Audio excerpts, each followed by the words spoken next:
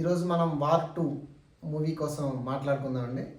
Hrithik Roshan, junior NTR and Kiara Advani, directed by Ayan Mukerji. మనకి spy thrillers అంటే రెగ్యులర్గా మనకి ఓటీటీస్ వచ్చిన తర్వాత మనం చాలా సినిమాస్ చూసామండి, చాలా వెబ్ సిరీస్ చూసాం.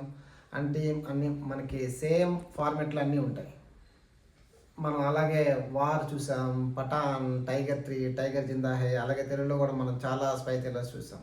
బట్ వార్ 2 కూడా మనకి సేమ్ ఫార్మేట్లో అలా ఉంటుందండి. బట్ ఇక్కడ ఏంటంటే మనకి జూనియర్ ఎన్టీఆర్, హృతిక్ రోషన్ 2 స్టార్స్ మనకి వార్ 2లో మనకి ఉండడం వల్ల మనకు కొత్తగా ఉంటుందండి సినిమా.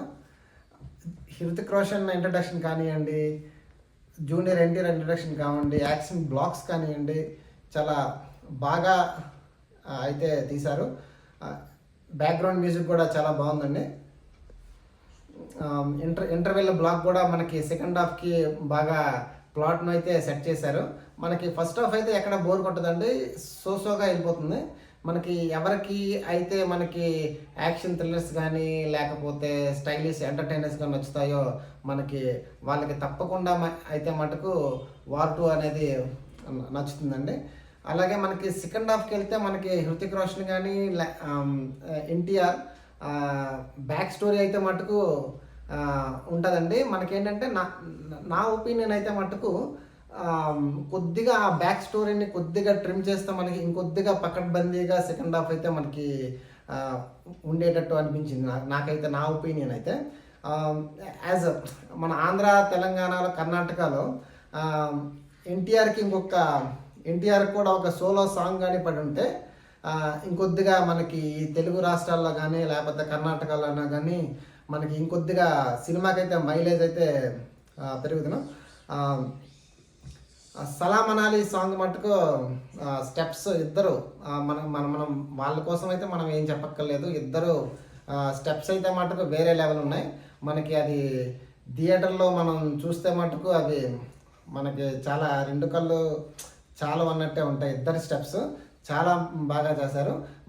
నాకైతే అనిపించింది తెలుగు డబ్బింగ్ కొంత అక్కడక్కడ కొంత ఆర్ట్గా అనిపించిందండి. ఎవరైతే హిందీలో, నేనైతే తెలుగులో చూశాను, హిందీలో చూసిన వాళ్ళకైతే రెగ్యులర్గా హిందీలో మూవీస్ ఎవరు చూస్తారో వాళ్ళకైతే హిందీలో చూడమని సజెస్ట్ చేస్తాను. But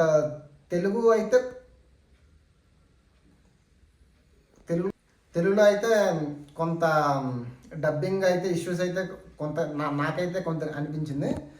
but regular spy thrillers కాకుండా ఇందులో కొద్దిగా మనకేంటంటే ఎమోషన్స్, మనకి జూనియర్ ఎన్టీఆర్ మధ్య కానీ లేకపోతే హృతిక్ రోషన్ మధ్య కానీ ఎమోషన్స్ మటుకు డైరెక్టర్ అయితే బాగా ఎగ్జిక్యూట్ చేశాడు.